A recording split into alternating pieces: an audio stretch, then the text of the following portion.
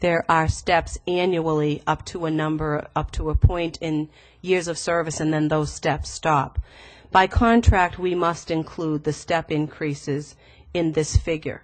However, there has been no settled contract negotiations in any of our 7 contracts, nor have there been any increases put in this budget for people who are not in contractual arrangements. They're non-affiliated staff, and as I've stated before, all principals and central office administrators have accepted a pay freeze for next year.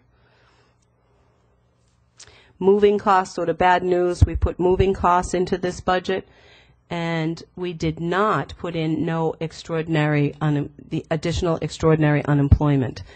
At this point in time, we estimate that the extraordinary 1-year impact to the reduction of staff to get us to the reduction we need to make will be about $800,000 to $1 million. We have in the budget $180,000, so it would be more in the vicinity of $800,000. But until I have finalized all of the staffing decisions throughout the district, we really can't focus in on that. It's important to note that if, in fact, we put in the extraordinary unemployment and we put in estimated contractual increases, that this number would increase proportionately. $7.8 million. Our shortfall is now $5.4 million. That is based on calculations as recently as Friday and today. Some of the key points in Mark Milne's memo to both the town manager and I in capturing how he came about to get his revenue projection, and Mark, step in at any time if you desire. He based it on the governor's original proposal.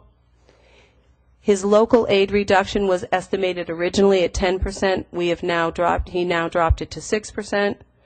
It includes a $300,000 new aid. And I was commenting earlier this evening that I thought that was very bold of Mark, because Mark's usually extremely fiscally conservative, and we must be wearing him down. Because every day we go in and say, do you have any money for us? Do you have any money? And I think he finally got tired and said, yes, the governor has said there'll be this much money. That $300,000 would go into the local aid, sort of in addition on the cherry sheet. Our share of that is 60%, or $180,000. And one of his major recommendations to us, that was 2 paragraphs in length, was it's time to not use the savings account to balance budgets for ongoing annual costs. And so the budget figures that I have presented for you this evening will not show the use of the savings account. Some of you may remember in the past there was $1 million that we had estimated we would use to balance next year's budget, and we do not have it in there. And Mark's recommendation to us was to use the savings account for one-time costs.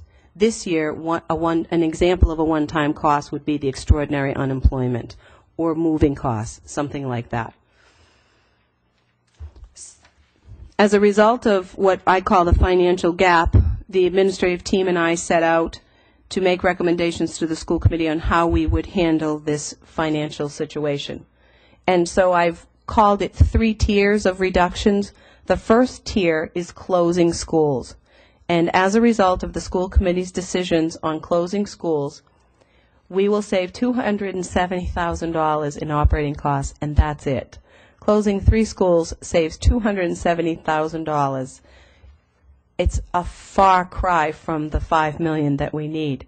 However, with the reduction in staff, we save $2,400,000, so roughly $2.7 million is the saving from the closing the 3 schools. If we look at the shortfall and we take away the Tier 1 reductions, we are still left with $2.7 million in deficit. But before I go to the Tier 2 reductions, I wanted to capture for people the...